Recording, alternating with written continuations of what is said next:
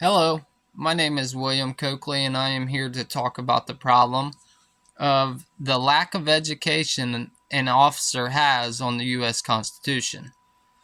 The U.S. Constitution is what an officer takes an oath to protect during their ceremony of becoming an officer.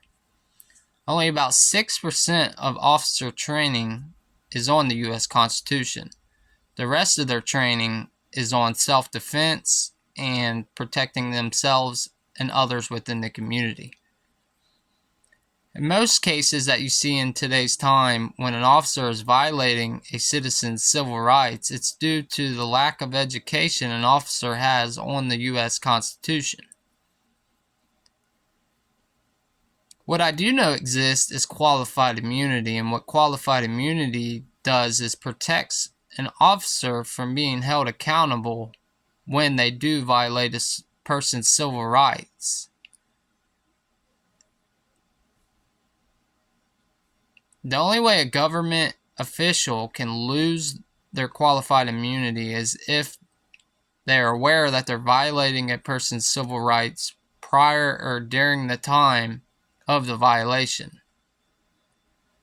I believe citizens, they get so upset when an officer is violating their rights because they believe an officer should already be aware of their rights due to them taking an oath to protect their rights.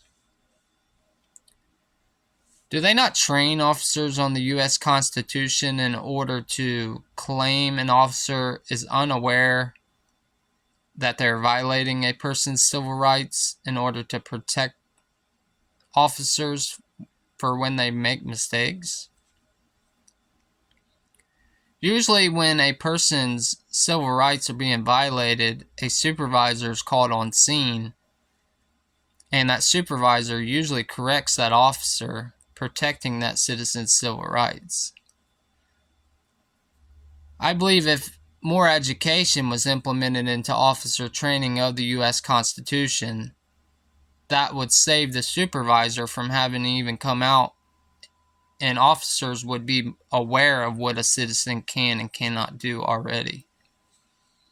I also believe that would save a lot of lawsuits from happening, and I also believe that with more education of the Constitution in an officer's training, it would also help fill in the void between citizens and officers.